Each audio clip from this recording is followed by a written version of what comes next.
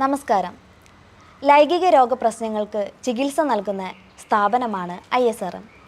കേരളത്തിലെ ഒരു മെഡിക്കൽ ഡോക്ടറുടെ നേതൃത്വത്തിൽ നടത്തുന്ന ഏക സ്ഥാപനമാണ് ISRM.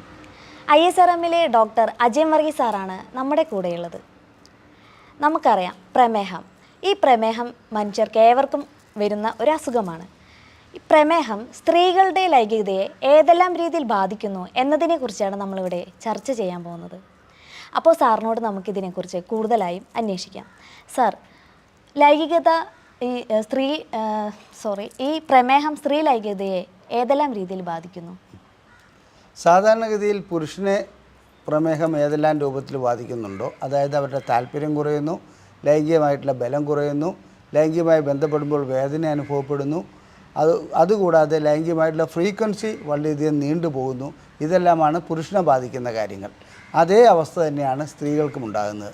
സ്ത്രീകളുടെയും പ്രമേഹം പിടിപെടുന്ന സ്ത്രീകളിൽ ലൈംഗിക താല്പര്യം വളരെയധികം കുറയുന്നുണ്ട്.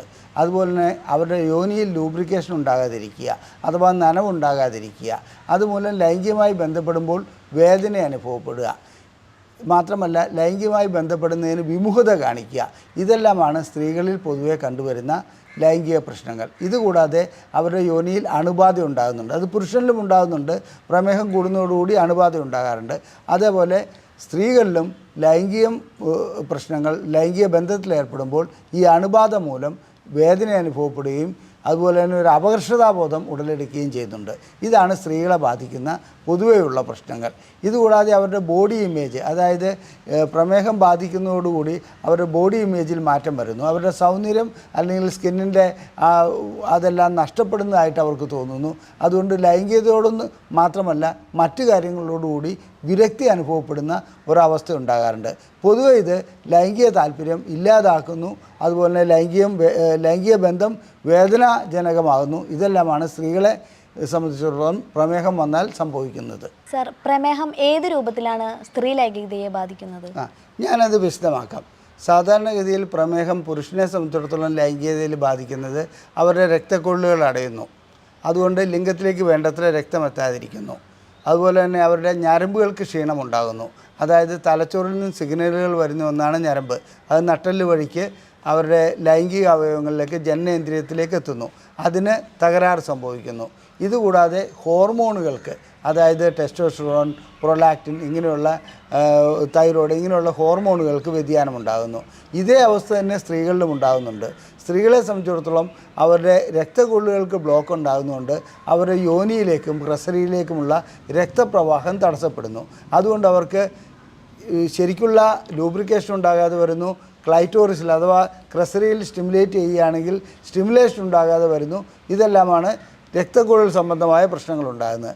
ഞരമ്പിൻ്റെ കാര്യത്തിൽ തലച്ചോറിൽ നിന്ന് വരുന്ന സിഗ്നലുകൾ അവിടെ വേണ്ടത്ര എത്താതിരിക്കുമ്പോൾ നേരത്തെ പറഞ്ഞ ലൂബ്രിക്കേഷൻ ഇല്ലാതാകുന്നു. അതുപോലെ തന്നെ അവർക്ക് ലൈംഗിക ആഗ്രഹം കുറയുന്ന ഒരവസ്ഥയിലേക്ക് പോകുന്നു. ലൈംഗിക അനുഭൂതി കുറയുന്ന ഒരവസ്ഥയിലേക്ക് പോകുന്നു. ഇതുകൂടാതെ നാം നേരത്തെ സൂചിപ്പിച്ചു ഹോർമോണുകളുടെ കാര്യത്തിൽ പുരുഷനെ സംബന്ധിച്ചിടത്തോളം ടെസ്റ്റോസ്റ്ററോൺ ആണ് മെയിനായിട്ടും, അതേ മുഖ്യമായിട്ടും ലൈംഗികമായിട്ടുള്ള ഉത്തേജനം ഉണ്ടാക്കുന്നത്. ആ ടെസ്റ്റോസ്റ്ററോണിൻ്റെ അളവ് കുറയ്ക്കുന്നതിൽ പ്രമേഹം ഒരു പങ്ക് വഹിക്കുന്നുണ്ട്. സ്ത്രീകളെ സംബന്ധിച്ചിടത്തോളം ടെസ്റ്റോസ്റ്ററോൺ മാത്രമല്ല, ടെസ്റ്റോസ്റ്ററോൺ അതിനകത്തുണ്ട്, ഒരു പ്രധാന ഘടകം തന്നെയാണ്. സ്ത്രീക്ക് ടെസ്റ്റോസ്റ്ററോണിനെ കൂടാതെ ഈസ്ട്രോജൻ, പ്രൊജസ്ട്രോൺ, അങ്ങനെ ചില ഹോർമോണുകളുമുണ്ട്. ഈ ഹോർമോണുകളെല്ലാം താളം തെറ്റിക്കുന്ന അഥവാ അതിൻ്റെ അളവ് കുറയ്ക്കുന്ന ഒരവസ്ഥയിലേക്ക് വരുന്നു. സ്ത്രീ സൗന്ദര്യത്തിൽ പ്രധാനപ്പെട്ട ഒരു പങ്ക് വഹിക്കുന്ന ഹോർമോണാണ് ഈസ്ട്രോജൻ. ആ ഈസ്ട്രോജൻ്റെ അളവ് കുറയുന്നതോടുകൂടി അവരുടെ സൗന്ദര്യം നഷ്ടപ്പെടുന്ന ഒരവസ്ഥ കൂടി ഉണ്ടാകുന്നുണ്ട്. ലൈംഗികമായിട്ടുള്ള ഫ്രീക്വൻസി ഇല്ലാതാവുന്നു.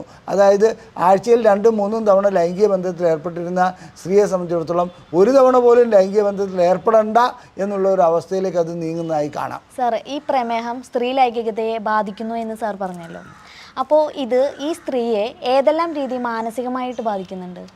മാനസികമായിട്ട് പ്രമേഹം ഒരു വ്യക്തിക്ക് ഉടലെടുക്കുന്നതോടുകൂടി ഒരു മാരക രോഗം പിടിപെട്ടു എന്നുള്ള ഒരു ധാരണയിലേക്ക് അവർ പോകുന്നു. അതുകൊണ്ട് തന്നെ അവർ മാനസികമായി തളരുന്ന ഒരു അവസ്ഥയിലേക്ക് പോകാറുണ്ട്. മാത്രമല്ല തനിക്ക് ഇഷ്ടപ്പെട്ട ആഹാരം കഴിക്കാൻ കഴിയാതെ വരിക, മറ്റ് പല നിയന്ത്രണങ്ങളും അതിനകത്ത് വരിക, അടിക്കടി മൂത്രം ഒഴിക്കേണ്ടി വരിക. അപ്പോൾ ഏതെങ്കിലും ഒരു പ്രദേശത്ത് ചെന്ന് കഴിഞ്ഞാൽ പെട്ടെന്ന് മൂത്രം അല്ലെങ്കിൽ ഒരു ഫംഗ്ഷനോ മറ്റോ പോയി കഴിഞ്ഞാൽ കൂടുതലായി മൂത്രം ഒഴിക്കേണ്ടി വന്നാൽ അവർക്ക് ബുദ്ധിമുട്ടാവും. അവരങ്ങനെ മാനസികമായി തളരുന്ന ഒരു അവസ്ഥ വരുന്നുണ്ട്. ഇത് മാത്രമല്ല, ഞാൻ നേരത്തെ സൂചിപ്പിച്ചു, ഈസ്ട്രോജൻ എന്ന ഹോർമോൺ കുറയുന്നതോടുകൂടി അവരുടെ ശരീരത്തിൻ്റെ കാന്തി നഷ്ടപ്പെടുന്നു, അഥവാ സൗന്ദര്യം നഷ്ടപ്പെടുന്നു. അതും അവരെ അപകർഷതാബോധത്തിലേക്ക് കൊണ്ടുപോകാറുണ്ട്. ഇതെല്ലാം ആത്യന്തികമായി ബാധിക്കുന്നത് ലൈംഗികതയാണ്. അവരുടെ സ്വാഭിമാനം അല്ലെങ്കിൽ സെൽഫ് എസ്റ്റീം തകരുന്ന ഒരവസ്ഥയിലേക്ക് പോകുന്നുണ്ട്. ഇത് മാനസികമായിട്ടുള്ള പ്രശ്നങ്ങളിലേക്ക് പോകുന്നു. മാനസികമായിട്ടുള്ള പ്രശ്നങ്ങൾ വീണ്ടും ഹോർമോൺ ലെവലിനെ ബാധിക്കുന്നു, അതുപോലെ നെർവുകളെ ബാധിക്കുന്നു. മൊത്തത്തിൽ ഈ വ്യക്തിയെ സംബന്ധിച്ചിടത്തോളം പ്രമേഹം ലൈംഗികതയെ ബാധിക്കുന്ന ഒരു തുടക്കത്തിൽ പോലും അവരുടെ അപകർഷതാബോധം, അവർക്ക് ലൈംഗികമായിട്ടുള്ള കഴിവില്ല, ഭർത്താവ് തന്നെ അവഗണിക്കുകയാണോ, ഭർത്താവ് മറ്റേതെങ്കിലും സ്ത്രീകളുമായി ബന്ധത്തിലേക്ക് പോകുന്നുണ്ടോ, ഇത്തരം ചിന്തകളൊക്കെ അവരെ അലട്ടുന്ന ഒരു അവസ്ഥയിലേക്ക് വരെ പോകാറുണ്ട്. ഇതിന് ശരിയായിട്ടുള്ള കൗൺസിലിംഗ് ആണ് അതിനകത്ത് ആവശ്യം. മാത്രമല്ല, പ്രമേഹത്തിന് വ്യക്തമായ ചികിത്സ നൽകുകയാണെങ്കിൽ തീർച്ചയായും അതിന് പരിഹാരം ഉണ്ടാക്കുവാൻ കഴിയും. പിന്നെ പാരമ്പര്യമായി കണ്ടുവരുന്ന ഒരു അസുഖമാണ് പ്രമേഹം. മിക്കപ്പോഴും അങ്ങനെയാണ് കാണുന്നത്. അതുകൊണ്ട് തന്നെ തുടക്കത്തിൽ തന്നെ ആ രീതിയിലുള്ള കൗൺസിലിംഗ് നൽകുകയും ആ രീതിയിലുള്ള ചികിത്സ നൽകുകയും ചെയ്യുകയാണെങ്കിൽ സ്ത്രീയെ സംബന്ധിച്ചിടത്തോളം അവരുടെ ലൈംഗികത വീണ്ടെടുക്കുവാൻ കഴിയുന്ന ഒന്നാണ്. സാർ പറഞ്ഞല്ലോ, രക്തക്കുഴലുകളിൽ രക്തം കട്ട പിടിച്ച് അല്ലെങ്കിൽ അതിൽ ആ ഒരു ഫ്ലോ കുറയും എന്നൊക്കെ സാർ പറഞ്ഞു. അത് എങ്ങനെയാണ് ഇതിനെ ബാധിക്കുന്നത്? അല്ല, സാധാരണഗതിയിൽ നമ്മുടെ യോനിയിലേക്കും, അതായത് സ്ത്രീയുടെ യോനിയിലേക്കും ക്രസറിയിലേക്കും വേണ്ടത്ര രക്തം എത്തുന്നില്ലെങ്കിൽ അവിടെ ഉത്തേജനം ഉണ്ടാകാത്ത ഒരു അവസ്ഥ വരും. എത്ര സ്റ്റിമുലേറ്റ് ചെയ്താലും, ക്ലൈറ്റോറിസ് എത്ര സ്റ്റിമുലേറ്റ് ചെയ്താലും അവരെ സംബന്ധിച്ചിടത്തോളം അവർക്ക് ഒരു ഉണർവ് ഉണ്ടാകാത്ത അവസ്ഥ വരും. രക്തക്കൊള്ളുകൾ ബ്ലോക്ക് ആവുന്നതോടുകൂടി ലൈംഗികമായിട്ടുള്ള ഹോർമോണുകൾ ഉൽപ്പാദിപ്പിക്കുന്ന രക്തക്കൊള്ളുകളും ബ്ലോക്ക് ആവുന്നുണ്ട്. അങ്ങനെ രക്തക്കൊള്ളുകൾ ബ്ലോക്ക് ആവുന്നതോടുകൂടി ഒരു ഭാഗം മാത്രമല്ല, മറ്റ് പല ഭാഗങ്ങളിലേക്കും അത് പ്രശ്നങ്ങൾ ഉണ്ടാക്കുന്നുണ്ട്. രക്തക്കുഴൽ ബ്ലോക്ക് ആകുന്നതുകൊണ്ട് പുരുഷന് ലൈംഗികമായിട്ടുള്ള ദൃഢതയാണ് വരാത്തത്. എന്നാൽ സ്ത്രീയെ സംബന്ധിച്ചിടത്തോളം അവർക്ക് ലൂബ്രിക്കേഷൻ ഉണ്ടാകാത്ത അവസ്ഥ വരുന്നുണ്ട്. അതുപോലെ തന്നെ രക്തക്കുഴൽ ബ്ലോക്ക് ആകുകയാണെങ്കിൽ അവരെ സംബന്ധിച്ചിടത്തോളം അണുബാധ വരുന്ന ഒരു അവസ്ഥയിലേക്കും പോകാറുണ്ട്. അപ്പോൾ ഏതെല്ലാം തരത്തിലുള്ള അണുബാധയാണ് സാർ ഉണ്ടാക്കുക? അണുബാധകൾ പല രൂപത്തിലുണ്ട്. അതായത് ഒരു പ്രമേഹം വന്നുപെടുകയാണെങ്കിൽ, ഒരു സ്ത്രീക്ക് പ്രമേഹം വന്നുപെടുകയാണെങ്കിൽ അവർക്ക് ബാക്ടീരിയ വഴിക്കുള്ള അണുബാധ ഉണ്ടാകാം, വൈറസ് വഴിക്കുള്ള അണുബാധ ഉണ്ടാകാം, ചിലപ്പോൾ ഫംഗസ് ഇൻഫെക്ഷൻ ഉണ്ടാകാറുണ്ട്. അതുകൊണ്ട് അവരുടെ യോനിയിൽ എപ്പോഴും ഏതെങ്കിലും രൂപത്തിലുള്ള ഒരു പഴുപ്പ് കാണപ്പെടുകയും അല്ലെങ്കിൽ അതിനനുസരിച്ച് ദുർഗന്ധമുണ്ടാകുകയും അങ്ങനെയുള്ള അവസ്ഥ കാണപ്പെടുന്നുണ്ട്. ഇതിൻ്റെ കാരണം പ്രമേഹമാണ്. അത് രക്തക്കൊള്ളിൻ്റെ ബ്ലോക്ക് മാത്രമല്ല, പ്രമേഹം അവിടെ ഉണ്ടാകുമ്പോൾ ആ പ്രദേശത്ത് ഷുഗർ കൂടുതൽ ഉണ്ടാകുന്നതുകൊണ്ട് അത്തരം ബാക്ടീരിയകൾക്കും ഫംഗസിനും വൈറസിനും ഒക്കെ വളരാനുള്ള അവസ്ഥ വരുന്നു. ലൈംഗിക ബന്ധം വേദനാജനകമായി തീരുകയും ചെയ്യുന്നു. ഓക്കെ സാർ, ഈ അസുഖം നമ്മൾ ഡോക്ടറെ അടുത്ത് പോയി കണ്ടുപിടിച്ച് കഴിഞ്ഞാൽ ഇത് ഏതെല്ലാം ടെസ്റ്റിലൂടെയാണ് നമുക്ക് കൂടുതൽ വിവരങ്ങൾ ലഭിക്കുന്നത്? അതൊരു പ്രസക്തമായ ചോദ്യമാണ്. ഇത് കണ്ടുപിടിച്ച് കഴിയുക എന്ന് പറഞ്ഞാൽ, സാധാരണ രീതിയിൽ ആദ്യമായിട്ട് പ്രമേഹം വരുന്ന ഒരു വ്യക്തിയെ സംബന്ധിച്ചിടത്തോളം അവർ വർഷങ്ങളോളം അത് അറിയാതെ പോകാറുണ്ട്. അവർ ഭർത്താവുമായിട്ട് പല രീതിയിലും ലൈംഗിക ബന്ധത്തിന് ആവശ്യപ്പെടുമ്പോൾ സമ്മതിക്കാതെ വരിക, അല്ലെങ്കിൽ എന്നാണെന്ന് മൂത്രക്കടച്ചിലാണെന്ന് കരുതി കൂടുതൽ വെള്ളം കുടിക്കുക, ഏതെങ്കിലും ആൻറ്റിബയോട്ടിക് ഇവിടെ പോയി കഴിക്കുക, മെഡിക്കൽ ഷോപ്പിൽ നിന്ന് വാങ്ങി കഴിക്കുക, ഇത്തരം കാര്യങ്ങളൊക്കെ കാണുന്നുണ്ട്. ഇതെല്ലാം ചെയ്തതിന് ശേഷം ഏതെങ്കിലും ഒരു ആവശ്യത്തിന്, സാധാരണ ഇതിൽ ഇന്നത്തെ നമ്മുടെ ഭാരതീയ സംസ്കാരം അനുസരിച്ച് എനിക്ക് ലൈംഗികമായി വേദന അനുഭവപ്പെടുന്നു എന്ന് പറഞ്ഞോ, അല്ലെങ്കിൽ ലൈംഗികമായി താല്പര്യക്കുറവ് ഉണ്ടെന്ന് പറഞ്ഞിട്ടോ ഒരു സ്ത്രീയും സെക്സോളജിസ്റ്റിനെ സമീപിക്കുന്ന അവസ്ഥ ഇല്ല എന്ന് തന്നെ പറയാം. എന്നാൽ ഇന്ന് കാലഘട്ടം മാറിയിട്ടുണ്ട്. ഞങ്ങളുടെ അടുക്കൽ പല സ്ത്രീകളും അവർക്ക് ലൈംഗികമായിട്ടുള്ള താല്പര്യമില്ല, വേദന അനുഭവപ്പെടുന്നു എന്നെല്ലാം പറഞ്ഞ് ചികിത്സയ്ക്ക് വരുന്നുണ്ട്. അവർക്ക് പരിഹാരം ഉണ്ടാക്കാനും കഴിയുന്നുണ്ട്. ഞാൻ ഉദ്ദേശിച്ചത് എന്താണെന്ന് വെച്ചാൽ, സാധാരണ രീതിയിൽ നമ്മുടെ ഒരു ഭാരതീയ സംസ്കാരം അങ്ങനെയാണ് ഇങ്ങനെയാണെന്നൊക്കെയുള്ളൊരു തെറ്റിദ്ധാരണ ഉണ്ട്. സ്ത്രീയുടെ ലൈംഗികതയെ സംബന്ധിച്ചിടത്തോളം അത് പറയ്ക്കുള്ളിൽ, അതായത് മൂടി വയ്ക്കുന്ന ഒരവസ്ഥയാണ് വരുന്നത്. അങ്ങനെ മൂടി വയ്ക്കുന്നതോടുകൂടി പ്രമേഹം എന്ന മാരക രോഗം ആ സ്ത്രീക്കുണ്ടെന്നുള്ളത് അറിയാതെ പോകുന്നു. 4-5 വർഷം കഴിഞ്ഞായിരിക്കും അവർ ചിലപ്പോൾ എന്തെങ്കിലും മറ്റൊരു ടെസ്റ്റ് ചെയ്യുന്നതിനോ അല്ലെങ്കിൽ മറ്റെന്തെങ്കിലും ആവശ്യത്തിനോ പോകുമ്പോൾ ഡോക്ടർ അവർക്ക് ഈ പ്രമേഹത്തിൻ്റെ ടെസ്റ്റ് ചെയ്യാൻ നിർദ്ദേശിക്കുന്നത് റൂട്ടീൻ ടെസ്റ്റാണ്. അങ്ങനെ ടെസ്റ്റ് ചെയ്യുന്നതോടുകൂടി അവർക്ക് പ്രമേഹമുണ്ടെന്നറിയുന്നു. അപ്പോൾ ഡോക്ടറെ എടുത്തെടുത്ത് ചോദിക്കുമ്പോൾ, സാധാരണ ഇതിൽ വിദഗ്ധനായ ഒരു ഡോക്ടർ അവരുടെ ലൈംഗിക കാര്യങ്ങളെക്കുറിച്ച് ചോദിക്കും. പക്ഷേ അതും ഇന്നത്തെ അവസ്ഥയിൽ ലൈംഗിക കാര്യങ്ങളെക്കുറിച്ച് ചോദിക്കുന്നത് ചിലപ്പോൾ സ്ത്രീകൾക്ക് അരോചകമാകുന്നതുകൊണ്ട് മിക്ക ഡോക്ടർമാരും അത് ചോദിക്കാതെ ഒഴിവാക്കുന്നതാണ് ചെയ്യുന്നത്. പക്ഷേ ശരിക്കുള്ള ക്ലിനിക്കൽ ഡയഗ്നോസിസിന് ലൈംഗികമായിട്ടുള്ള പ്രശ്നങ്ങൾ ഉണ്ടോ എന്നുള്ളത് ഇത്തരം വേദന അനുഭവം അല്ലെങ്കിൽ പ്രമേഹം കാണപ്പെടുന്ന രോഗികളോട് ഡോക്ടർ ചോദിക്കേണ്ട ബാധ്യതയുണ്ട്. സാധാരണഗതിയിൽ അങ്ങനെ ഏതെങ്കിലും രോഗികൾ നേരിട്ട് പറയുന്ന അവസ്ഥയുമില്ല, ഡോക്ടർ ചോദിക്കുന്നതും അവസ്ഥയില്ല. അതുകൊണ്ട് ഇത് വീണ്ടും പ്രശ്നങ്ങളിലേക്ക് പോവുകയാണ് ചെയ്യുന്നത്.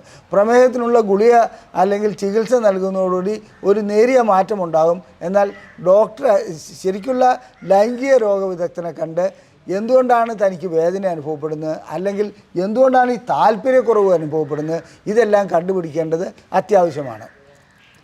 ഓക്കെ സാർ, എൻ്റെ മറ്റൊരു ചോദ്യം, ഇപ്പോൾ ഈ പ്രമേഹം സ്ത്രീ ലൈംഗികതയെ ബാധിക്കുന്നു അല്ലേ? അപ്പോൾ ഈ സ്ത്രീ എന്ന് പറയുന്നത് ഒരു ഏജ് ലിമിറ്റ് ഉണ്ട്. അപ്പോൾ ഏത് ഏജ് തുടങ്ങിയിട്ടാണ് ഈ ഒരു അസുഖം സാറിൻ്റെ കൺമുന്നിൽ കണ്ടു തുടങ്ങിയത്, അല്ലെങ്കിൽ ചികിത്സയ്ക്ക് വന്നു തുടങ്ങുന്നത്? പ്രമേഹം രണ്ട് രൂപത്തിലുണ്ട്. വളരെ ചെറുപ്പത്തിൽ തന്നെ പ്രമേഹം വരുന്ന ഒരു അവസ്ഥയുണ്ട്. അവർക്ക് ഇൻസുലിൻ മാത്രം ചികിത്സ നൽകാനേ കഴിയുള്ളൂ. അവരെ സംബന്ധിച്ചിടത്തോളം അവരുടെ പാൻക്രിയാസ് ഗ്രന്ഥിക്ക് ഒരു പ്രവർത്തനവുമില്ല. എന്നാൽ സാധാരണഗതിയിൽ ഒരു 30-40 വയസ്സൊക്കെ ആകുമ്പോഴാണ് പ്രമേഹം ഉടലെടുത്ത് കാണുന്നത്. വളരെ പണ്ടായിരുന്നെങ്കിൽ പ്രമേഹം ഉടലെടുക്കുന്നത് 40 വയസ്സിന് ശേഷമൊക്കെ ആയിരുന്നു. ഇന്നത്തെ ആഹാര രീതി വാരി വലിച്ച് തിന്നുക, അതുപോലെ തന്നെ വ്യായാമം ചെയ്യാതിരിക്കുക, ഇത്രയൊക്കെയുള്ള അവസ്ഥ വരുന്നതുകൊണ്ട് സ്ത്രീകൾക്ക് മിക്കവർക്കും PCOD ഉണ്ടാകുന്നുണ്ട്, ശരീരഭാരം വല്ലാതെ കൂടുന്നുണ്ട്, BMI വല്ലാതെ ഉയരുന്നുണ്ട്.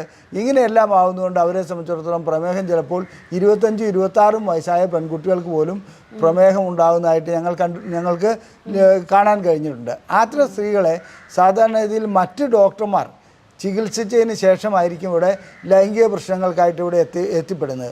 ഏതെങ്കിലും ഗൈനക്കോളജിസ്റ്റോ അല്ലെങ്കിൽ ഫിസിഷ്യനോ അവരൊക്കെ ഇങ്ങോട്ട് റെഫർ ചെയ്യുമ്പോഴാണ് വരുന്നത്. അങ്ങനെ റെഫർ ചെയ്ത് വരുന്ന സ്ത്രീകളെ സംബന്ധിച്ചിടത്തോളം അവരുടെ ലൈംഗിക അവയവങ്ങൾ പരിശോധിച്ച് എന്തെല്ലാമാണ് പ്രശ്നങ്ങളുള്ളതെന്ന് നോക്കി അവർക്ക് അതിനുള്ള പരിഹാരം നൽകുവാൻ കഴിയുന്നുണ്ട്.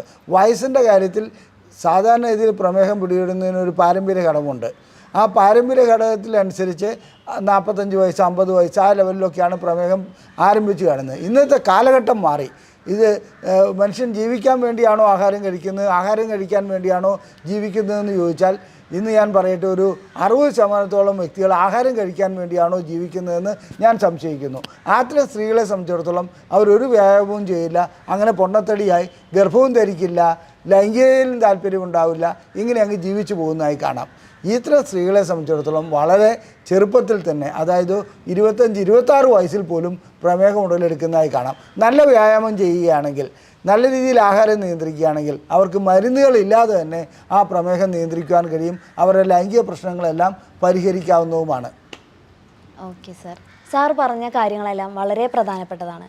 അപ്പോൾ സാറിൻ്റെ കൺസൾട്ടേഷൻ ആവശ്യമുള്ളവർക്ക് ഈ വീഡിയോൻ്റെ താഴെ നമ്പറുണ്ട്, അതിൽ നിങ്ങൾക്ക് കോൺടാക്റ്റ് ചെയ്യാവുന്നതാണ്.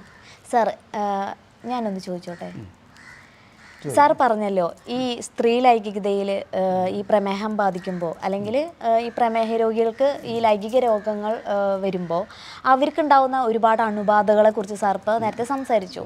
ഈ അണുബാധ ശരീരത്തിലേക്ക് ചെന്ന് കഴിഞ്ഞാൽ, അല്ലെങ്കിൽ അകത്തേക്ക് ഉള്ളിലേക്ക് എടുക്കുമ്പോൾ ഏതെല്ലാം അവയവങ്ങളെയാണ് അത് ബാധിക്കുന്നത്?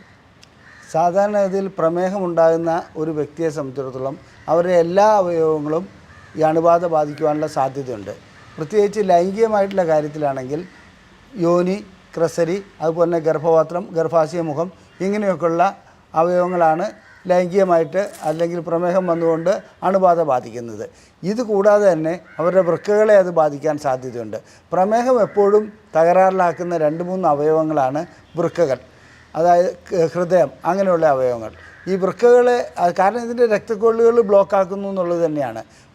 വൃക്കകളെ സംബന്ധിച്ചിടത്തോളം അതിന് നമ്മുടെ രക്തം ഫിൽട്ടർ ചെയ്യുന്നതിന് ഈ സാധാരണ രീതിയിൽ നല്ല രീതിയിൽ രക്തം എത്തേണ്ടതുണ്ട്.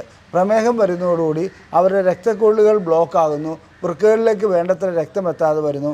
അതുകൊണ്ട് തന്നെ ക്രിയാറ്റിനും യൂറിയയും കൂടുന്നതായി കാണാം. ചില വ്യക്തികൾ തെറ്റിദ്ധരിക്കാറുണ്ട്, പ്രമേഹത്തിനുള്ള ഗുളിക കഴിക്കുന്നതുകൊണ്ടാണ് എൻ്റെ വൃക്കകൾ തകരാറിലാകുന്നത്, അതുകൊണ്ട് പ്രമേഹത്തിൻ്റെ ഗുളികകൾ നിർത്തിയേക്കാമെന്നുള്ളത്. തെറ്റാണത്. വാസ്തവത്തിൽ പ്രമേഹത്തിനുള്ള ചികിത്സ എന്ന് പറയുന്നത് 3 ചികിത്സയാണുള്ളത്. അതൊരു 3 കാലുള്ള സ്റ്റൂള് പോലെയാണ്. അതായത് പ്രമേഹത്തിനുള്ള ചികിത്സയിൽ 1 വ്യായാമം, 2 ആഹാര രീതിയിലെ നിയന്ത്രണം, 3 മരുന്നുകൾ. ഈ 3 കാര്യങ്ങളും ഒരുമിച്ച് കൊണ്ടുപോയാൽ മാത്രമേ പ്രമേഹത്തിനുള്ള വ്യക്തമായ ചികിത്സയാകുകയുള്ളൂ. അതുകൊണ്ട് തന്നെ മരുന്ന് ഉപേക്ഷിച്ചിട്ട് ഞാൻ സ്വയം നിയന്ത്രിക്കാമെന്ന് കരുതി ഒട്ടനവധി വ്യക്തികൾ അവരുടെ വൃക്കകൾ തകരാറിലാക്കുന്നതായി കാണാം. പ്രത്യേകിച്ച് അലോപ്പതി മെഡിസിൻ തകരാറിലാക്കുമെന്നുള്ള ഒരവസ്ഥ വരാറുണ്ട്, ഒരു ചിന്ത. അല്ലെങ്കിൽ ഒരു ധാരണ എങ്ങനെയോ ഉടലെടുത്തിട്ടുണ്ട്. ആ ധാരണ മൂലം പലരും പ്രമേഹത്തിൻ്റെ ചികിത്സ പകുതി വഴിക്ക് ഉപേക്ഷിക്കുന്നതും വല്ല നാടൻ ചികിത്സ എന്നൊക്കെ പറഞ്ഞിട്ട് വയനാട്ടിലൊരു ആദിവാസിയുണ്ട്, അവിടെ ഒരു പച്ചമരുന്നുണ്ട്, അങ്ങനെയൊക്കെ പോയിട്ട് അവരുടെ വൃക്കകൾ തകരാറിലാക്കുന്നതായി കാണാം. എന്നാൽ വൃക്കകൾ തകരാറായാലോ അതിന് മറുപടി നൽകേണ്ടത് ഇതുവരെ ചികിത്സിച്ച മോഡേൺ മെഡിസിനിലെ ഡോക്ടറായിരിക്കും. കാരണം അദ്ദേഹം നൽകിയ ആ മരുന്നുകൊണ്ടാണ് വൃക്കകൾ തകരാറിലായതെന്ന് അവർ തെറ്റിദ്ധരിക്കുന്നു. വാസ്തവം പറയട്ടെ, മരുന്ന് കഴിച്ച് പോവുകയാണെങ്കിൽ വൃക്കകൾ തകരാറാകാതെ മുന്നോട്ട് പോകാൻ കഴിയും. ഇതുകൂടാതെ തന്നെ ഈ പ്രമേഹം ഉണ്ടാകുന്ന സ്ത്രീകളെ സംബന്ധിച്ചിടത്തോളം അവരുടെ മാറിടത്തിന് താഴെ ഇൻഫെക്ഷൻ ഉണ്ടാകാറുണ്ട്, അതുപോലെ തന്നെ കക്ഷത്തിൽ ഇൻഫെക്ഷൻ ഉണ്ടാകാറുണ്ട്, അവരുടെ തൊലിപ്പുറത്ത് ഇൻഫെക്ഷൻ ഉണ്ടാകാറുണ്ട്. ഇതെല്ലാം പ്രമേഹത്തിൻ്റെ ഒരു ആകെത്തുകയാണ്. അപ്പോൾ ഏത് രീതിയിലുള്ള അണുബാധ ഉണ്ടാകാനും സാധ്യത വളരെ കൂടുതലാണ്. ഇതുപോലെ അവരുടെ നഖങ്ങളിൽ അല്പം ചെളിയിരിക്കുകയാണെങ്കിൽ അവർക്ക് അവിടെ അണുബാധ ഉണ്ടാകും. ചിലപ്പോൾ വിരലുകൾ അല്ലെങ്കിൽ കാലുകൾ തന്നെ മുറിച്ച് മാറ്റേണ്ടതായി വരാറുണ്ട്. പ്രമേഹം ലൈംഗിക രോഗത്തെക്കുറിച്ചുള്ള ഞാൻ വിശദീകരിച്ചു. അത് മാത്രമല്ല പ്രശ്നം. പ്രമേഹം കൊണ്ടുണ്ടാകുന്നത് വളരെ അപകടം പിടിച്ച അവസ്ഥകളാണ്.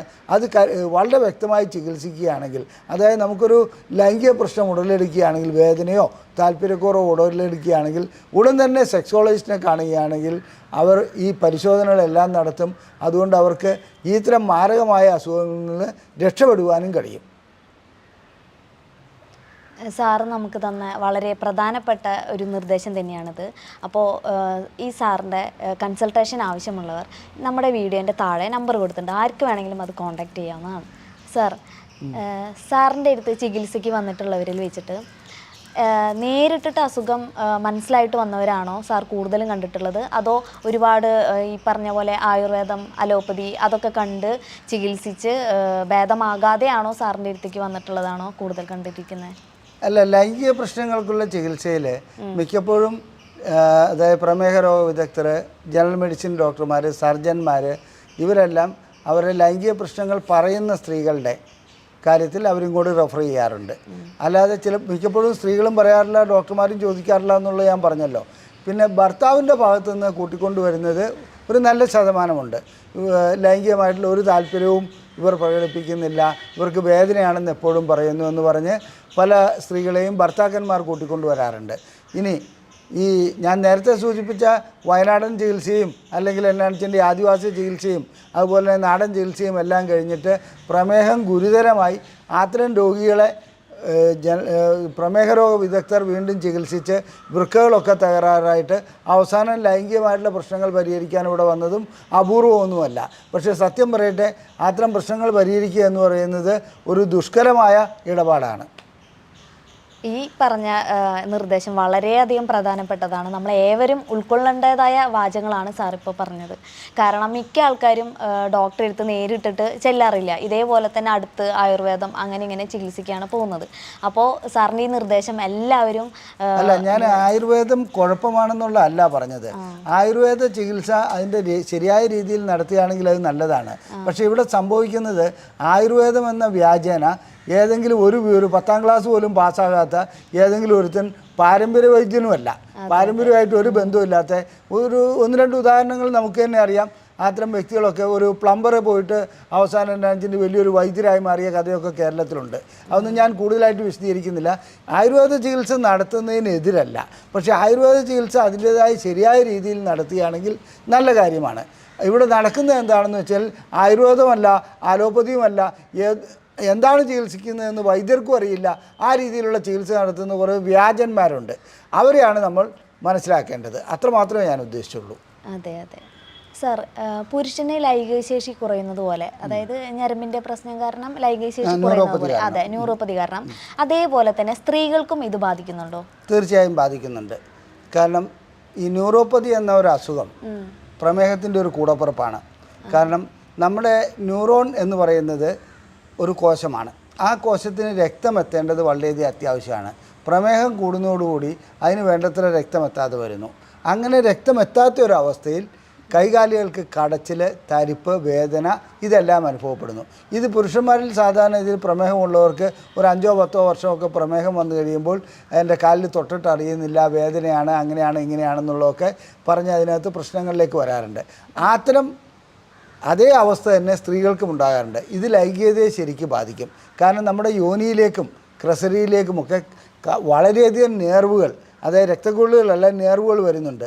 ഒരു സ്ത്രീയുടെ ക്രസറിയിൽ തൊട്ട് കഴിഞ്ഞാൽ അവൾ നല്ല ആരോഗ്യമുള്ള ഒരു സ്ത്രീയാണെങ്കിൽ അവളെ സംബന്ധിച്ച് തുള്ളിച്ചാടുന്നതായി കാണാം. ഇങ്ങനെ ഒരു അവസ്ഥ ഈ പ്രമേഹം ബാധിച്ച സ്ത്രീകളുടെ ക്ലൈറ്റോറിസിൽ എത്ര സ്റ്റിമുലേറ്റ് ചെയ്താലും അവർക്ക് യാതൊരു വികാരവും ഉണ്ടാകുന്നതായി കാണുന്നില്ല. അത് ന്യൂറോപ്പതിയുടെ ഭാഗമാണ്. ന്യൂറോപ്പതി അങ്ങനെ ബാധിക്കുന്നതോടുകൂടി അവരെ സംബന്ധിച്ചിടത്തോളം അവർക്ക് ലൈംഗികമായിട്ടുള്ള അനുഭൂതി ഇല്ലാണ്ടാകുന്നു, ലൈംഗികമായിട്ടുള്ള താല്പര്യം തന്മൂലം ഇല്ലാണ്ടാകുന്നു. ഇതെല്ലാമാണ് ന്യൂറോപ്പതി കൊണ്ടുണ്ടാകുന്നത്. ന്യൂറോപ്പതിക്ക് വേണ്ട രീതിയിലുള്ള ചികിത്സ തുടക്കം തന്നെ നൽകേണ്ടതുണ്ട്. ഞരമ്പുകളെല്ലാം തകർന്നതിന് ശേഷം നമുക്ക് ന്യൂറോപ്പതിക്കുള്ള ചികിത്സ നൽകുന്നതിനേക്കാളും തുടക്കത്തിൽ ചികിത്സ നൽകുന്നതാണ് ഏറ്റവും നല്ലത്. അതുകൊണ്ട് പ്രമേഹം പിടിപെട്ടാൽ നമ്മുടെ ഞരമ്പുകളെ നാം വളരെയധികം ശ്രദ്ധിക്കേണ്ടതുണ്ട്. മിക്കവരും ചില ഗുളികകളും വൈറ്റമിൻ ഗുളികകളും മാത്രം കഴിച്ച് ന്യൂറോപ്പതി മാറ്റാമെന്നുള്ളൊരു തെറ്റിദ്ധാരണയുണ്ട്. തെറ്റാണത്. ന്യൂറോപ്പതിക്ക് വൈറ്റമിൻ ഗുളികകൾ ഉപകാരപ്രദമാണ്. വൈറ്റമിൻ ന്യൂറോബയോൺ ഫോർട്ട് അങ്ങനെയൊക്കെയുള്ള പല ഗുളികകളും കഴിക്കാറുണ്ട്. ഇത് മാത്രമല്ല, ശരിക്കുള്ള വ്യായാമം വേണ്ടി വരുന്നുണ്ട്. അതുപോലെ തന്നെ ആ രീതിയിലുള്ള ചികിത്സ വേണ്ടി വരുന്നുണ്ട്. ന്യൂറോപ്പതി ഒരിക്കൽ അനുഭവപ്പെട്ട് കഴിഞ്ഞാൽ അത് മാറ്റിയെടുക്കുക എന്ന് പറയുന്നത് വളരെ ദുഷ്കരമായൊരു പ്രവൃത്തിയാണ്. അതുകൊണ്ടാണ് ഞാൻ പറയുന്നത്, ന്യൂറോപ്പതി അല്ല പ്രശ്നം, പ്രമേഹമാണ് പ്രശ്നം. പ്രമേഹത്തിൽ നിന്നാണ് ന്യൂറോപ്പതി ഉണ്ടാകുന്നത്. ആ ന്യൂറോപ്പതി ഉണ്ടാകാതെ നാം നോക്കേണ്ടതുണ്ട്. പ്രമേഹമില്ലാതെയും ചില സ്ത്രീകൾക്ക് ന്യൂറോപ്പതി ഉണ്ടാകാറുണ്ട്. അതും സമാനമായ അവസ്ഥകൾ തന്നെയാണ് സൃഷ്ടിക്കുന്നത്. മിക്കപ്പോഴും ഞങ്ങളിവിടെ ക്ലൈറ്റോറിയൽ ബയോതെസ്മിയോമെട്രി വെച്ചിട്ട് അവരുടെ ക്ലൈറ്റോറിസ് പരിശോധിക്കാറുണ്ട്. അതിൽ നിന്ന് ഞങ്ങൾക്ക് വളരെയധികം വ്യക്തമായി മനസ്സിലാക്കാൻ കഴിയുന്നുണ്ട് ഇവരുടെ ഞരമ്പുകൾക്ക് എന്തെല്ലാം ബാധിച്ചിട്ടുണ്ട്, ഞരമ്പുകൾക്ക് എന്തെല്ലാമാണ് പ്രശ്നങ്ങൾ എന്നുള്ളത്. അതാണ് ഇവിടെ നടത്തി വരുന്നത്. അപ്പോൾ പ്രമേഹമെന്ന ഒരവസ്ഥയിൽ രക്തക്കൊള്ളുകളെ, ന്യൂറോണുകളെ, ഹോർമോണുകളെ മൂന്നെണ്ണത്തിനെയാണ് ബാധിക്കുന്നത്. അതിലിപ്പോൾ ചോദിച്ച ചോദ്യം ന്യൂറോപ്പതിയെക്കുറിച്ചാണ്. ന്യൂറോപ്പതി പുരുഷനെയും സ്ത്രീയെയും ലൈംഗിക വിമുഖരാക്കാറുണ്ട്, അതായത് ലൈംഗികതയോട് വിരക്തിയുള്ളവരാക്കാറുണ്ട്. സാർ ഇപ്പോൾ പറഞ്ഞല്ലോ ക്ലൈറ്റോറിയസ്. എന്താണ് സാർ ഈ ക്ലൈറ്റോറിയസ്? സാധാരണഗതിയിൽ പുരുഷൻ്റെ ലിംഗത്തിന് കറസ്പോണ്ടിങ് ആയിട്ടുള്ള ഒരു അവയവമാണ് സ്ത്രീയിലുള്ളത്, ക്ലൈറ്റോറിസ് എന്ന് പറയുന്നത്. മലയാളത്തിൽ അതിന് ക്രസരി എന്നും ബഗസിഹ്ന എന്നും പറയാറുണ്ട്. ഈ രണ്ട് ക്രസരി എന്ന് നമുക്ക് പറഞ്ഞാൽ യോനിക്ക് മുകളിലായി കാണുന്ന അല്പം പൊങ്ങി നിൽക്കുന്ന ഒരു ഭാഗമാണ്. അവിടെ സ്ത്രീകൾ സ്വയംഭോഗം ചെയ്യുന്ന സന്ദർഭത്തിൽ അത് മാത്രം സ്റ്റിമുലേറ്റ് ചെയ്യുകയാണെങ്കിൽ അവർക്ക് ആനന്ദത്തിലേക്ക് പോകാനും ഓർഗാസത്തിലേക്ക് പോകാനും കഴിയുന്നുണ്ട്. ക്ലൈറ്റോറിസിനെ സംബന്ധിച്ചിടത്തോളം അത് പുരുഷൻ്റെ ലിംഗത്തിൽ കൂടി മൂത്രക്കുഴൽ വരുന്നുണ്ട്. ക്ലൈറ്റോറിസിൽ അങ്ങനെ മൂത്രക്കുഴൽ അതിൽ കൂടി അല്ല വരുന്നത്. എന്നിരുന്നാലും 10,000 അല്ല അതിലും കൂടുതൽ നേർവുകൾ സമ്മേളിക്കുന്ന, അവിടെ കേന്ദ്രീകരിക്കുന്ന ഒരു ഭാഗമാണ് ക്ലൈറ്റോറിസ്. സ്ത്രീ ലൈംഗികതയുടെ ഏറ്റവും പ്രധാനപ്പെട്ട ഭാഗവുമാണത്. അപ്പോൾ ക്ലൈറ്റോറിസിനെ സംബന്ധിച്ചിടത്തോളം ഒരു സ്ത്രീക്ക് യോനിക്കുള്ളിൽ ലിംഗം കടക്കാതെ തന്നെ ക്ലൈറ്റോറിസ് സ്റ്റിമുലേറ്റ് ചെയ്ത്, അഥവാ ക്രസറി സ്റ്റിമുലേറ്റ് ചെയ്ത് അവർക്ക് ലൈംഗികമായിട്ടുള്ള അനുഭൂതി ഉണ്ടാക്കുവാൻ കഴിയുന്ന ഒരു ഭാഗമാണ് ക്ലൈറ്റോറിസ്. യോനിയുടെ തൊട്ട് മുകളിലായിട്ട് അത് സ്ഥിതി ചെയ്യുന്നു. മൂത്രക്കുഴലിൻ്റെ മുകളിലായിട്ടാണ് അത് കാണപ്പെടുന്നത്. Okay sir. സാർ, പ്രമേഹമുള്ള രോഗികളിൽ ഈ ലൈംഗികതയിൽ ഉണ്ടാകുന്ന ആ ഹോർമോൺ വ്യത്യാസം എന്താണ്, അല്ലെങ്കിൽ അതിൻ്റെ വ്യതിയാനം എന്താണ് സാർ? സാധാരണഗതിയിൽ നമ്മുടെ സ്ത്രീ ലൈംഗികതയെ ബാധിക്കുന്ന അല്ലെങ്കിൽ ഇത് ചെയ്യുന്ന ഹോർമോണുകളാണ് തൈറോയിഡ്, അതുപോലെ തന്നെ പ്രൊലാക്റ്റിൻ, പിന്നെ ടെസ്റ്റോസ്റ്ററോൺ, ഇതുകൂടാതെ ഈസ്ട്രജൻ, പ്രൊജസ്ട്രോൺ, ഇത്തരം ഹോർമോണുകൾ.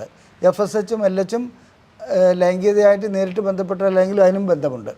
ഇത്തരം ഹോർമോണുകളിൽ എന്താണ് സംഭവിക്കുന്നത് വെച്ചാൽ, പ്രമേഹം ഉടലെടുക്കുന്നതോടുകൂടി, പ്രമേഹം തന്നെ ഒരു ഹോർമോൺ ഡിസീസാണ്. അതായത് ഇൻസുലിൻ വേണ്ടത്ര രീതിയിൽ ഉൽപ്പാദിപ്പിക്കാതെ വരികയാണ്.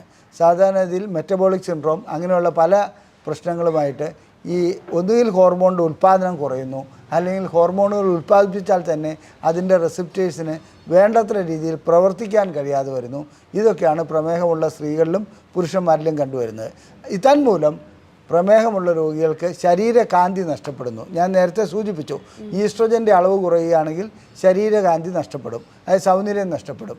അത് അപകർഷതാബോധത്തിലേക്ക് പോകും. അതുപോലെ തന്നെ ലൈംഗികമായിട്ടുള്ള സ്റ്റിമുലേഷൻ, അതായത് ലൂബ്രിക്കേഷൻ, അങ്ങനെയെല്ലാം ഉണ്ടാകുന്നതിന് ഈ ഹോർമോണുകൾ ആവശ്യമാണ്. ആ ഹോർമോണുകൾ ഇല്ലാത്ത ഒരു അവസ്ഥയിലേക്ക് പോകുമ്പോൾ അവർക്ക് ലൈംഗികത ഏറെക്കുറെ ഒരു മരവിപ്പ് മാത്രമായി മാറും, താല്പര്യമില്ലാതായി മാറും. ഹോർമോണിൻ്റെ കാര്യത്തിൽ ശരിക്കും എപ്പോഴും ഹോർമോണിൻ്റെ അളവുകൾ നാം ശ്രദ്ധിക്കേണ്ടതുണ്ട്. അത് കുറയുന്നുണ്ടെങ്കിൽ അതിനനുസരിച്ചുള്ള ചികിത്സ നൽകേണ്ടതുണ്ട്. സാറ് പറഞ്ഞ വിവരങ്ങളെല്ലാം വളരെയധികം നമുക്ക് ഏവർക്കും മനസ്സിലാക്കാവുന്നതാണ്. അപ്പോൾ ഇത്തരം പ്രശ്നങ്ങൾ ആരെങ്കിലും സമീപിക്കുന്നുണ്ടെങ്കിൽ അവർക്ക് സാറിൻ്റെ കൺസൾട്ടേഷൻ ആവശ്യമായിട്ട് വരികയാണെങ്കിൽ സാറിൻ്റെ കോൺടാക്റ്റ് നമ്പർ ഈ വീഡിയോൻ്റെ താഴെ കൊടുത്തിട്ടുണ്ട്. സാർ, പ്രമേഹ രോഗികളായ സ്ത്രീകൾക്ക് ലൈംഗിക ബന്ധത്തിൽ ഏർപ്പെടുമ്പോൾ എന്തുകൊണ്ടാണ് സാർ ഈ നനവ് കുറയുന്നത്? സാധാരണഗതിയിൽ പ്രമേഹ രോഗികളായ സ്ത്രീകൾക്ക് നനവ് കുറയുന്നതിൻ്റെ ഏറ്റവും പ്രധാനപ്പെട്ട കാര്യം അവരുടെ രക്തക്കുഴൽ സംബന്ധമായ പ്രശ്നമാണ്, ഹോർമോൺ സംബന്ധമായ പ്രശ്നമാണ്, ഞരമ്പ് സംബന്ധമായ പ്രശ്നങ്ങളാണ്. ഈ 3 കാര്യങ്ങളും പ്രമേഹ രോഗത്തിൽ വളരെയധികം പ്രശ്നങ്ങൾ ഉണ്ടാക്കുന്നുണ്ട്. അതായത് രക്തസംബന്ധമായ പ്രശ്നങ്ങൾ ഉണ്ടാക്കുന്നുണ്ട്, ഞരമ്പ് സംബന്ധമായ നേരത്തെ സൂചിപ്പിച്ച ന്യൂറോപ്പതി പോലെയുള്ള പ്രശ്നങ്ങൾ ഉണ്ടാക്കുന്നുണ്ട്. അതുകൂടാതെ ഹോർമോൺ വ്യതിയാനം ഉണ്ടാകുന്നുണ്ട്. അതുകൊണ്ട് യോനിയിൽ നിന്നും വേണ്ടത്ര ദ്രാവകം പുറത്തേക്ക് വരാത്ത ഒരവസ്ഥ വരികയും അവരുടെ താല്പര്യമില്ലാതാകുകയും ചെയ്യുന്നുണ്ട്. അങ്ങനെ താല്പര്യമില്ലാതാകുന്നതോടുകൂടി വീണ്ടും വീണ്ടും യോനിയിൽ നനവില്ലാത്ത ഒരവസ്ഥയിലേക്ക് പോകുന്നതായി കാണാം. ഇതിനുള്ള ചികിത്സ പ്രമേഹത്തെ ആദ്യം ശരിക്കും നിയന്ത്രിച്ച് കൊണ്ടുവരിക എന്നുള്ളത് തന്നെയാണ്. സാർ, പ്രമേഹമുള്ള സ്ത്രീകൾക്ക് എന്തുകൊണ്ടാണ് ഈ അണുബാധ കൂടുതലായിട്ട് വരുന്നതാണ്? പ്രമേഹത്തിൻ്റെ ഒരു പ്രത്യേകത തന്നെ നമ്മുടെ രക്തത്തിൽ ഗ്ലൂക്കോസ് കൂടുതൽ ഉണ്ടാകുക എന്നുള്ളതാണ്. അപ്പോൾ ഗ്ലൂക്കോസ് എന്ന് പറഞ്ഞാൽ നമ്മളെ സംബന്ധിച്ചിടത്തോളം നമുക്കറിയാം പഞ്ചസാര തന്നെയാണത്. അപ്പോൾ കൂടുതലായിട്ട് പഞ്ചസാര കഴിക്കുക എന്ന് പറയുന്നത്, മധുരം കഴിക്കുക എന്ന് പറയുന്നത് എല്ലാവർക്കും ഇഷ്ടമുള്ള കാര്യമാണല്ലോ. ഇതേ അവസ്ഥ തന്നെയാണ് അണുക്കൾക്കും ഉണ്ടാകുന്നത്. അതായത് നമ്മുടെ ശരീരത്തിൽ വളരുന്ന ബാക്ടീരിയയ്ക്കും വൈറസിനും എല്ലാത്തിനും ഈ ഗ്ലൂക്കോസ് വളരെ അത്യന്താപേക്ഷിതമായ ഒരു ഘടകമാണ്. അങ്ങനെ ഗ്ലൂക്കോസിൻ്റെ അളവ് കൂടുന്നതോടുകൂടി നല്ല വളക്കൂറുള്ള ഒരു മണ്ണിൽ ഒരു ചെടി നട്ടാൽ എങ്ങനെ ഉണ്ടാകുമോ അതുപോലെ ആയിരിക്കും ഈ ബാക്ടീരിയ വളർന്നു വരുന്നത്, ഫംഗസ് വളർന്നു വരുന്നത്. അതുകൂടാതെ വൈറസിൻ്റെയും കാര്യം അത് തന്നെയാണ്. ഇങ്ങനെ ഒരു ഇത് വരുന്നതോടുകൂടി ബാക്ടീരിയയ്ക്കും വൈറസിനും ഫംഗസിനുമൊക്കെ വളരാനുള്ള ഒരു സാധ്യത അവിടെ കൂടുതലാകുന്നു. അതുകൊണ്ടാണ് അണുബാധ അങ്ങനെ ഉണ്ടാകുന്നത്.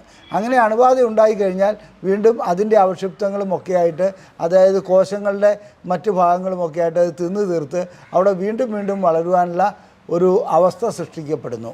ഇതാണ് അണുബാധയുടെ യഥാർത്ഥ കാരണം. ഷുഗർ നിയന്ത്രിക്കുന്നതോടുകൂടി ഈ അണുബാധ വളരെയധികം കുറയ്ക്കുവാൻ കഴിയുന്നുണ്ട്. അതായത് പ്രമേഹം നിയന്ത്രിച്ചില്ലെങ്കിൽ ഇതിൻ്റെ അവസ്ഥ വീണ്ടും വീണ്ടും വഷളാകുകയും ചിലപ്പോൾ ആ ഭാഗത്ത് മുറിച്ചു മാറ്റേണ്ടതായി വരെ വരാറുണ്ട്. യോനിയിൽ നനവ് കുറയുന്നു, അതുപോലെ തന്നെ അണുബാധ ഉണ്ടാകുന്നു. ഇതൊക്കെ പ്രമേഹത്തിൻ്റെ ഒരു ആകത്തുകയാണ്. അതുകൊണ്ട് ലൈംഗികമായി വേദന അനുഭവപ്പെടുന്ന അവസ്ഥയിലേക്ക് പോലും വരാറുണ്ട്. പിന്നെ കൂടുതലായ ഒരു കാര്യം, പുരുഷനുമായി ബന്ധപ്പെടുമ്പോൾ അവർക്കെന്തെങ്കിലും നേരിയ രീതിയിലുള്ള അണുബാധ ഉണ്ടെങ്കിൽ ആ അണുബാധയും ഇവിടെ നിക്ഷേപിക്കപ്പെട്ടിട്ട് കൂടുതലായി വളരുന്ന അവസ്ഥ കാണാൻ പറ്റും. പിന്നെ ലൈംഗികമായിട്ടുള്ള ഏതെങ്കിലും രോഗങ്ങളുണ്ടെങ്കിൽ, അതായത് സിബിലിസോ അങ്ങനെ എന്തെങ്കിലും ഉണ്ടെങ്കിൽ, പ്രമേഹം ഉണ്ടെങ്കിൽ അത് കൂടുതലായി വളർന്ന് അവിടെ കൂടുതലായി അധികരിക്കുന്നതായിട്ടും കാണാൻ പറ്റും.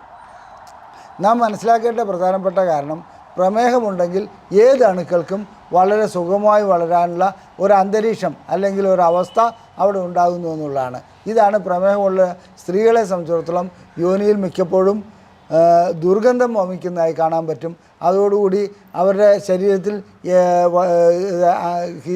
ചില രീതിയിലുള്ള അമീബ, ട്രൈക്കോണോമസ് വജൈനാലിസ് എന്നൊക്കെ പറയുന്ന ചില അമീബകൾ അവിടെ കൂടുതലായി വളരുന്നതായി കാണാം. ഇതെല്ലാം ഒരു ഫൗൾ സ്മെല്ല്, അതായത് ഒരു വൃത്തികെട്ട മണം ഇത്തരം സ്ത്രീകളുടെ യോനിയിലും അവരുടെ ജനനേന്ദ്രിയത്തിൻ്റെ ഭാഗത്തുമായി വരാറുണ്ട്.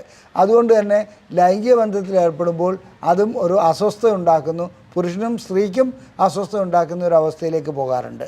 പിന്നെ വദനസ്വരതമോ അങ്ങനെ ഏതെങ്കിലുമൊക്കെ ഇതിലേർപ്പെടുകയാണെങ്കിൽ തീർച്ചയായിട്ടും അണുബാധ അധികരിക്കുമെന്നുള്ളതിൽ ഒരു സംശയവുമില്ല.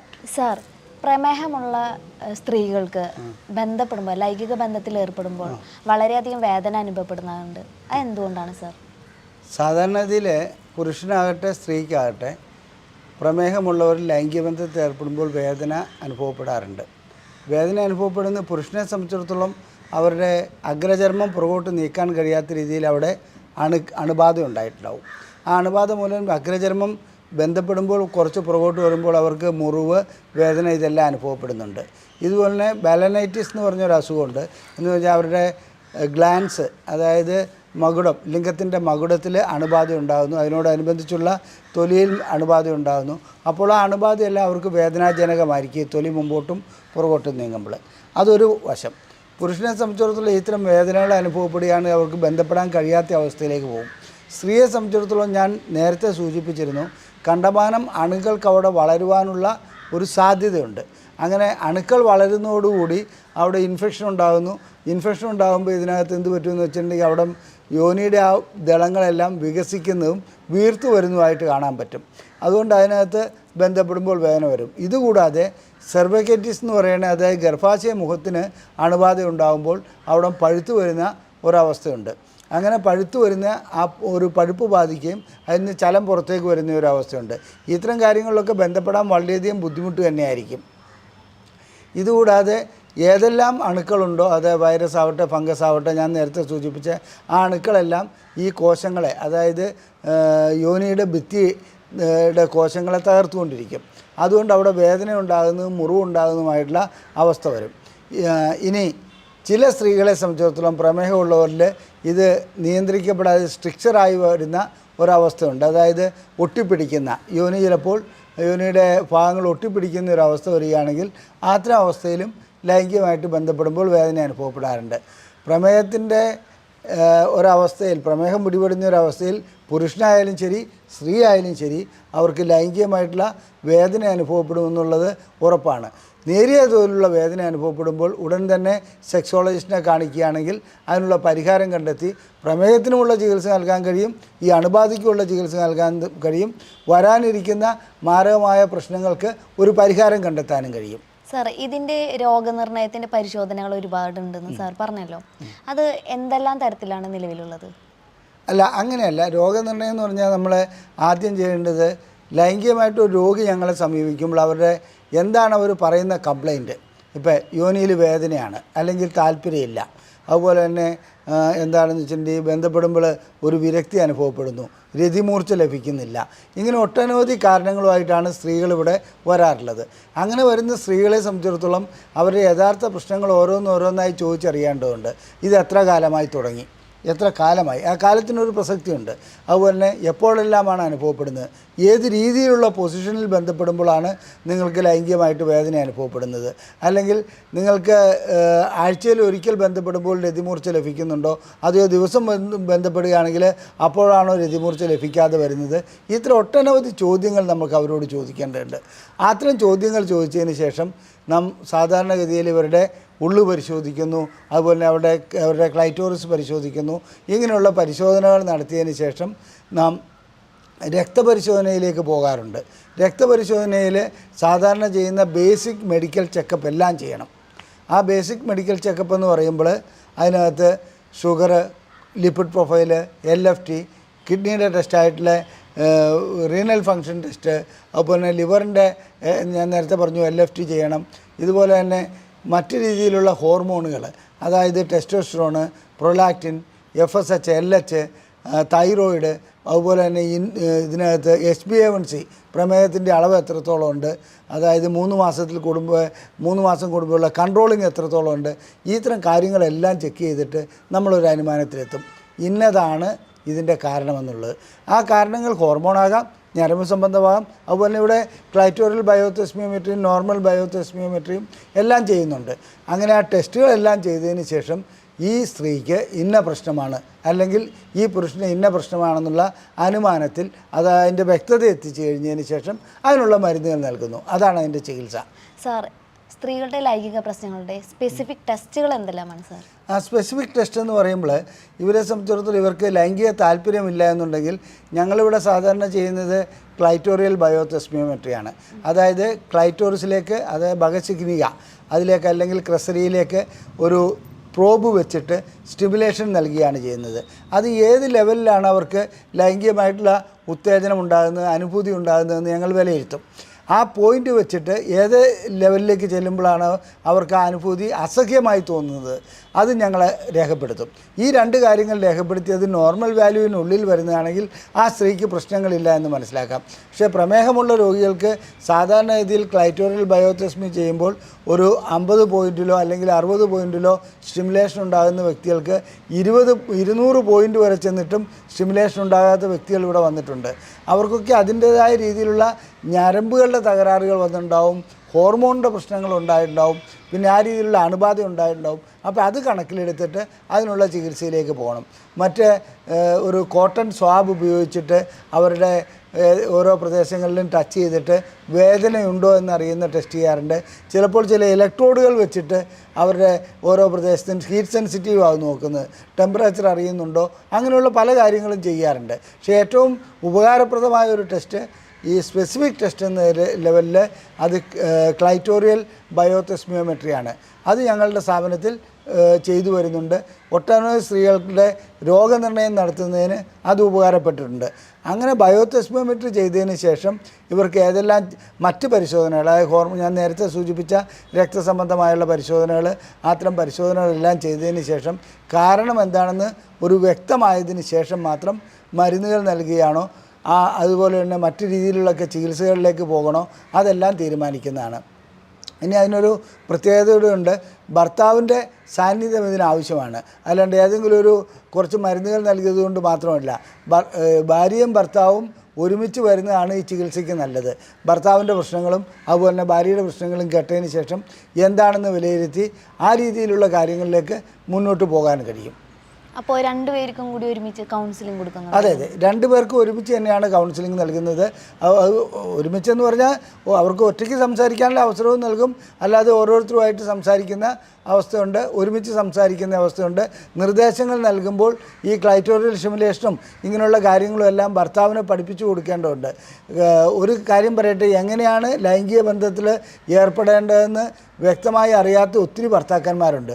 അതുകൊണ്ട് തന്നെ സ്ത്രീ ലൈംഗികത എന്താണെന്ന് അറിയാത്ത അവർ വരുന്നു, ലൈംഗിക ബന്ധത്തിൽ ഏർപ്പെടുന്നു, എഴുന്നേറ്റ് പോകുന്നു. ആഫ്റ്റർ പ്ലേ എന്താണെന്നറിയില്ല, സ്ത്രീയുടെ ആവശ്യങ്ങൾ എന്താണെന്നറിയില്ല.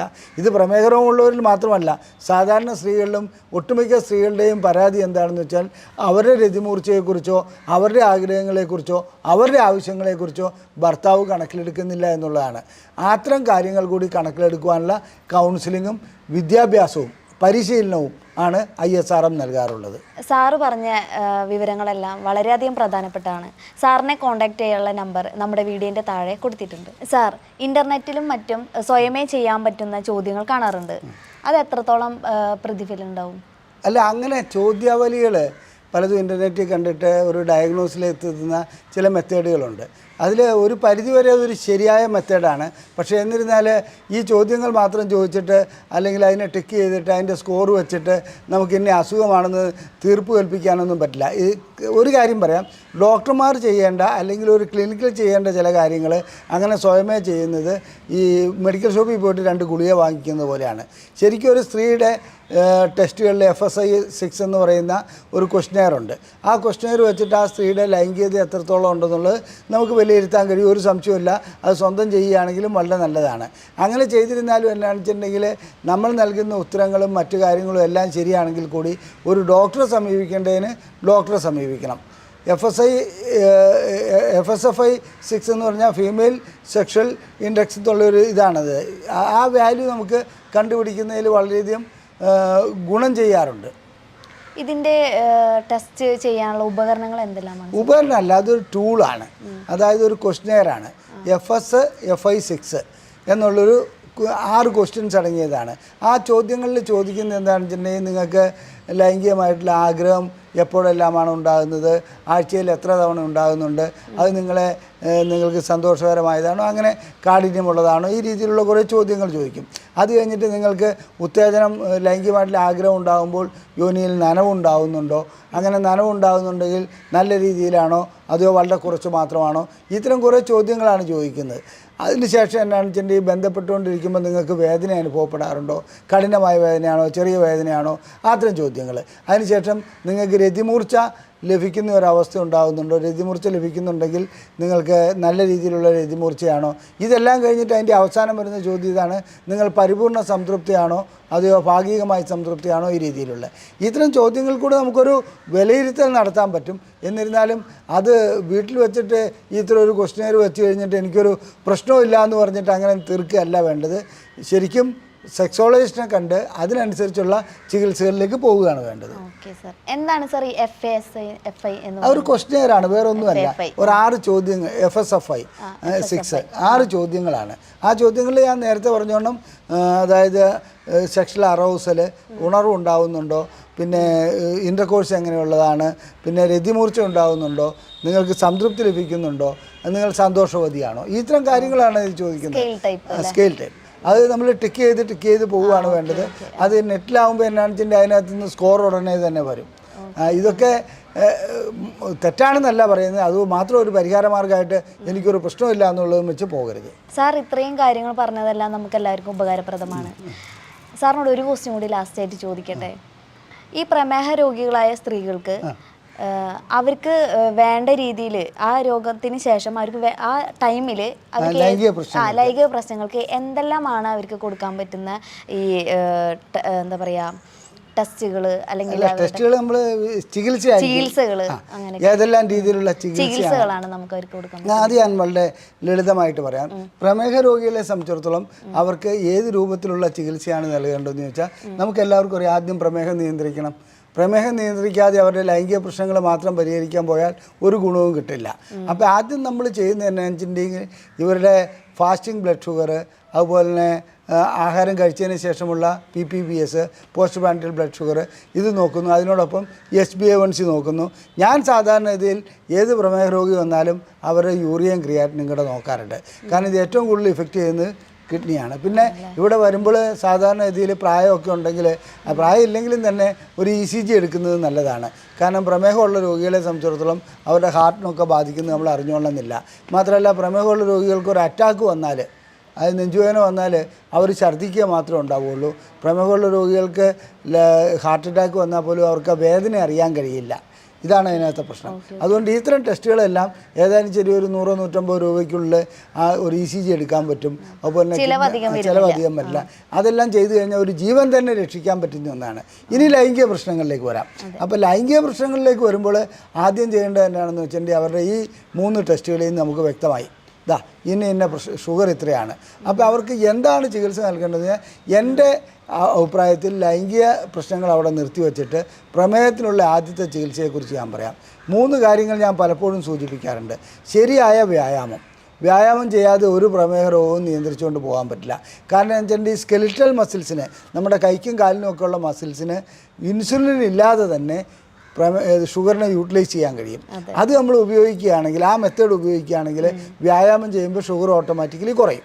പിന്നെ അടുത്ത എന്താണെന്ന് വെച്ചിട്ടുണ്ടെങ്കിൽ ആഹാരത്തിൽ, അതായത് വഴിയെ കാണുന്ന അൽഫാം മുതൽ കുഴിമന്തി മുതൽ ഈ കാണുന്നതെല്ലാം വാങ്ങി വാരി വലിച്ച് തിന്നുന്നതിന് പകരം വ്യക്തമായിട്ടുള്ള വെജിറ്റേറിയൻ, അതായത് മീനൊക്കെ കഴിക്കാം, വേവിച്ചതൊക്കെ കഴിക്കാം, വെജിറ്റേറിയൻ ആഹാരങ്ങൾ കൂടുതൽ ഉൾപ്പെടുത്തുന്ന, സാലഡൊക്കെ കൂടുതൽ ഉൾപ്പെടുത്തുന്ന ഒരു ആഹാര രീതി ഞങ്ങൾ നിർദ്ദേശിച്ച് നൽകാറുണ്ട്. മോരും വെള്ളം കൂടുതൽ കുടിക്കുക, അങ്ങനെയൊക്കെ ഉള്ളത്. ഇതിന് ശേഷം എന്നാണെന്ന് വെച്ചിട്ടുണ്ടെങ്കിൽ അവരുടെ പ്രമേഹത്തിനുള്ള ചികിത്സയ്ക്ക് മരുന്ന് നൽകേണ്ടതുണ്ട്. ആ മരുന്ന് വ്യക്തമായിട്ട് നൽകുന്നു.